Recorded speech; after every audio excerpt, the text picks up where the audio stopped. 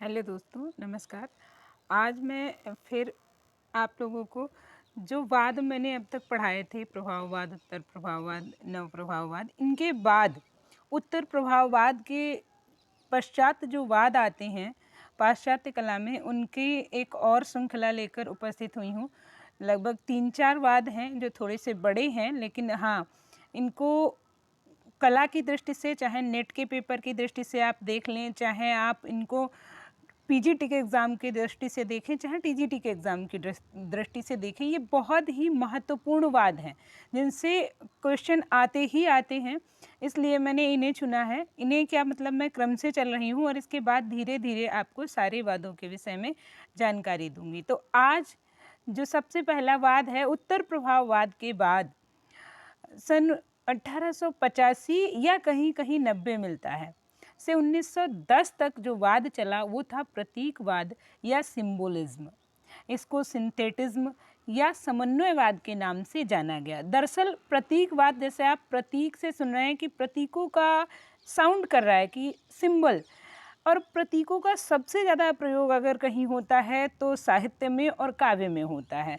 इसीलिए इसका प्रतीकवाद का संबंध जो है कवियों और साहित्यकारों से था। कहने का मतलब, प्रतीकवाद के ज़्यादातर चित्रकार जो थे, कवि थे या साहित्यकार थे, या उनसे प्रेरणा लेकर या उनके कला के आधार पर, उनके तरीके के आधार पर प्रतीकवाद का जन्म हुआ और प्रतीकवादियों ने चित्रण किया। प्रतीकवाद का घोषणा पत्र जो है 1886 ईस्वी में जॉन मीरो ने या जॉन मोरिस ने ला फिगारो पत्रिका में प्रकाशित करवाया था। तो इसके विषय में जब हमने देखा कि मतलब प्रतीकवादियों की परंपरा क्या थी, उन्होंने चित्रों में प्रतीकों को महत्व दिया। जैसे मेन चित्र ना प्रस्तुत करके किसी भी चीज़ के सिंबल को प्रस्तुत करना, किसी भी चीज़ के प्रतीक को प्रस्तुत करना, इन्होंने ज़्यादा उचित समझा। किसने? प्रतीकवादियों ने। प्रतीकवाद के बाद जो आता है हमारा फाववाद आता है। फाववाद या फाविज्म 1905 ईस्वी से 1908 ईस्वी तक पेरिस, फ्रांस में एक वाद चला जो था फाववाद। फाववाद को अन्य नाम जंगलवाद के नाम से जाना गया, क्योंकि इसका कारण ये था कि फाववादी चित्रकार जो थे ये जंगलों में, इन्होंने, जैसे हमने बारविजा ग्रुप पढ़ा था कि वो जंगल में जाके चित्रण करते थे। फाववादियों की कला जो थी कहीं ना कहीं बर्बर जनजाति के आधार पर ये लोग कलाकार काम करते थे, और प्योर कलर, बहुत ही चटकीले रंगों का प्रयोग फाववादी चित्रकार करते थे। इसका व्यंग नाम इसीलिए रंगों का पागलपन था या धोखे की सफलता था। बहुत ही चटक रंगों का प्रयोग और ज़्यादातर प्रकृति का चित्रण या ऐसे लोगों का चित्रण जो बहुत ही दलित या दमित हैं, उनका चित्रण किया गया है। ठीक है, यहाँ पर आप लोग दलित से कुछ और ना लीजिएगा। वो जिनका दमन हुआ है, वो जो जिनको लोग जो है कहीं ना कहीं नकार देते हैं, उनका चित्रण फाववादियों ने किया है।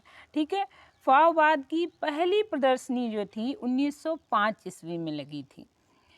फाववाद शब्द का प्रयोग, सबसे पहले फाववादी शब्द का प्रयोग एक कला समीक्षक हुए लुई बाक्सी। लुई बाक्सी ने सबसे पहले फाववाद शब्द का प्रयोग किया था। फिर पाल सेजा, विसेंट वान गाग, पाल गागिन, इनकी कला का या इनकी कला शैली का मिश्रित स्वरूप या मिला जुला रूप जो था वो फाववादी कला में प्रदर्शित होता है या हमको दिखता है। कई जगह पे ऐसा भी मिलता है कि फाववादी कलाकार पाल गागिन, वान गाग से प्रभावित थे। ठीक है, फाववाद का प्रमुख चित्रकार अगर हम कहेंगे तो हेनरी मातिस था। हेनरी मातिस को कुछ लोग आरी मातिस भी कहते हैं, तो इस चीज़ का आप लोग ध्यान रखिएगा। आरी मातिस या हेनरी मातिस जो थे वो फाववादी कलाकार थे। फिर इसके बाद जो आता है वो है अभिव्यंजनावाद या एक्सप्रेशनिज्म। ठीक है, अभिव्यंजनावाद इधर फ्रांस में फाववाद चल रहा था और पेरिस में जो है वो अभिव्यंजनावाद चला। 1905 ईस्वी में ही पेरिस में अभिव्यंजनावाद चला और 1933 ईस्वी जर्मनी में अभिव्यंजनावाद चला। पेरिस में नहीं चला क्योंकि पेरिस फ्रांस में है, और जर्मनी के म्यूनिख नगर में अभिव्यंजनावाद चला। अभिव्यंजनावाद का समय भी 1905 भाववादियों की तरह था। 1933 ईस्वी में इसका अंत होता है, या यूँ कहें यह कला थोड़ी सी धीमी पड़ जाती है या बहुत ज़्यादा अपने अंत की ओर पहुंच जाती है। फाववादियों से अभिव्यंजनावादी कला इसलिए अलग थी कि अभिव्यंजनावादी चित्रकार जो थे वो अभिव्यक्ति को महत्व देते थे, जैसा कि इसके नाम से ही प्रकट होता है, अभिव्यक्ति, या इसको अन्य नाम अभिव्यक्तिवाद भी कह सकते हैं। अपने ये जो है आकृति, रंग और इसकी बजाय अपनी अभिव्यक्ति को ज़्यादा महत्व देते थे अभिव्यंजनावादी। अभिव्यंजनावाद का जन्म मैंने अभी बताया जर्मनी के म्यूनिख नगर में हुआ, और सबसे पहले अभिव्यंजनावाद शब्द का प्रयोग 1910 से 12 ईस्वी के बीच में हर्बर्ट बार्डिन ने किया। अभिव्यंजनावाद का आरंभ जो है वो वान गाग की कलाकृतियों से होता है, या यूं कहें कि अभिव्यंजनावाद की शुरुआत, या हमें कहीं ना कहीं अभिव्यंजनावाद के लक्षण वान गाग की कलाकृतियों में दिखाई देते हैं। अभिव्यंजनावाद को दो भागों में बांटा गया था। एक द पुल या द ब्रिज 1905 से 1913 ईस्वी तक यह चला। एक चीज़ यहाँ पर मैं बता दूं कि चाहे द पुल के चित्रकार हों या डेयर ब्लो राइडर के, अगर ये दोनों नहीं पढ़े हैं और आपसे पूछ लिया गया कि एरिक हेकल या फ्रेंच मार्क किस वाद से संबंधित हैं, तो ये मेनली अभिव्यंजनावाद के हैं। और अभिव्यंजनावाद में भी जो दो शाखाएं हुई, द पुल या द ब्रिज जो कि 1905 से 13 तक चली, उसके चित्रकार उसके अंतर्गत इन्होंने काम किया है। ठीक है, तो ये चीज़ आप लोगों को ध्यान रखनी है। द पुल या द ब्रिज ड्रेस्डेन नगर में चला था, जो कि जर्मनी में ही है। इसके अंतर्गत एरिक हेकल, एमिल नोल्डे, रौतलुफ और किर्चनर नामक चित्रकारों ने प्रतिभाग किया, या यूँ कहें इस शाखा के अंतर्गत इन चित्रकारों ने काम किया। फिर आता है डेयर ब्लो राइडर 1911 से 1914 ईस्वी तक। ये म्यूनिख नगर में चला था, ये भी जर्मनी में है। इसके चित्रकार थे फ्रेंच मार्क, ब्रेस्ली कंडेंस्की और पालकली। फ्रेंच मार्क को घोड़े और ब्रेस्ली कंडेंस्की को घुड़सवारों का चित्रण करना बहुत पसंद था।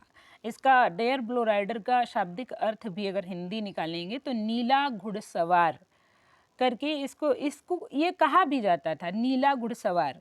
कहीं ना कहीं इन लोगों ने नीले रंग में बहुत ज़्यादा चित्रण किया, इसलिए इसको डेयर ब्लो राइडर कहा गया। अभिव्यंजनावाद का प्रवर्तक जो था वो एडवर्ड मुंच था। ये चीज़ आप लोगों को ध्यान रखनी है, और बहुत महत्वपूर्ण, या अभिव्यंजनावाद का प्रमुख चित्रकार भी हम एडवर्ड मुंच को कह सकते हैं। यह प्रमुख चित्रकार जो हैं एडवर्ड मुंच हैं। तो हम बात कर रहे हैं अभिव्यंजनावाद की। डेयर ब्लो राइडर 1914 नगर म्यूनिक में हुआ था, जो कि जर्मनी में है। इसके चित्रकार फ्रेंच मार्क, ब्रेस्ली कंडेंस्की और पालकली थे। अभिव्यंजनावाद का प्रवर्तक जो था एडवर्ड मुंच था। बहुत महत्वपूर्ण चित्रकार है अभिव्यंजनावाद का। इसके बाद जो हमारा वाद आता है, एक तरीके से आधुनिक समय में या आधुनिक काल में सबसे बड़ा वाद जो है हमारा घनवाद माना जा सकता है, क्योंकि पूरे विश्व में जो वाद, जिसका वैसे तो सबसे बड़ा वाद हमारा प्रभाववाद, वादों का वाद प्रभाववाद को कहा जाता है, लेकिन जिस वाद ने पूरे विश्व में अपनी छाप छोड़ी वो हमारा घनवाद था। हर जगह का, हर स्थान का कोई ना कोई चित्रकार जो है घनवाद से प्रभावित रहा। घनवाद या क्यूबिज्म 1907 ईस्वी से 1925 ईस्वी तक घनवाद का समय रहा या घनवाद चला। इसको उपनाम, कुछ उपनाम भी दिए गए, जैसे आदिमवाद, विश्लेषणात्मक घनवाद। घनवाद का नामकरण कला समीक्षक लुई बाक्सी ने किया था। घनवाद का पितामह या प्रवर्तक पिकासो को कहा जाता है। इसका भी कारण ये है कि पिकासो का पहला चित्र घनवाद का जो पहला चित्र था, आविन्यों की स्त्रियां, सन 1907 में पिकासो के द्वारा बनाया गया था। और घनवाद का अंतिम चित्र भी 3 नर्तक 1925 ईस्वी में पिकासो के द्वारा बनाया गया था। इसकी एक ट्रिक है कि घनवाद का आरंभ हुआ तो आविन्यों की स्त्रियों ने घनवाद का उद्घाटन किया और नाच गाने के साथ 3 नर्तकों के नृत्य के साथ घनवाद का अंत हो गया। घनवादी कलाकारों को जो है रूप का कातिल कहा गया। क्या कहा गया? रूप का कातिल घनवादी कलाकारों को कहा गया। इसके बाद घनवाद में कोलाज पद्धति का जन्मदाता जो था वो फ्रेंच मार्क था। कौन? फ्रेंच मार्क था। घनवाद के मेनली 3 प्रकार हैं। अगर 3 नहीं होते हैं तो 2 होंगे। वैसे इसको 3 भागों में बांटा गया है, लेकिन संश्लेषणात्मक और विश्लेषणात्मक 2 प्रमुख शाखाएं मानी जाती हैं। जो पहला वाला है आरंभिक घनवाद या नीग्रोआइड क्यूबिज्म। इसको कहीं ना कहीं लोग इसी में विश्लेषणात्मक घनवाद में मान लेते हैं। तो घनवाद को 3 भागों में बांटा गया या 3 प्रकार का घनवाद था: संश्लेषणात्मक घनवाद, विश्लेषणात्मक घनवाद और आरंभिक घनवाद। ऊपर से चलेंगे तो आरंभिक घनवाद नीग्रोआइड क्यूबिज्म 1906 या 7 से 1908 या 9 तक चला। दूसरा था विश्लेषणात्मक घनवाद या एनालिटिक घनवाद या एनालिटिक क्यूबिज्म 1909 से 1911 या 12 ईस्वी तक चला। संश्लेषणात्मक घनवाद सिंथेटिक क्यूबिज्म 1912 से 1914 ईस्वी तक चला। और इस प्रकार आज हमने घनवाद को पढ़ा, आज हमने प्रतीकवाद को पढ़ा, आज हमने अभिव्यंजनावाद को पढ़ा, आज हमने फाववाद को पढ़ा। अगर आप लोगों को ये वीडियो अच्छी लग रही है और आपको लगता है कि मुझे और ऐसी वीडियो आपको प्रोवाइड करानी चाहिए, बनानी चाहिए, हो सकता है कहीं पर थोड़ी बहुत त्रुटि हो गई हो, तो उसे अभी शुरुआत है, तो आप लोग थोड़ा सा देख लीजिएगा। वैसे अगर आपको ये वीडियो अच्छी लग रही है, आपको ये वीडियो जानकारी से भरी हुई लग रही है, तो लोगों के साथ शेयर करें, लाइक करें और कमेंट करके बताएं कि क्या मुझे और वीडियो बनाऊं, मैं ऐसी मुझे और वीडियो बनानी चाहिए। यह मैंने पिछली वीडियो में भी कहा था, क्योंकि आप लोगों का ये जो है थोड़ा सा अगर सहयोग मिलता है तो मन को अच्छा लगता है। Thank you. और ऐसे ही नई नई और जानकारी वाली वीडियो मैं आपको देती रहूँगी।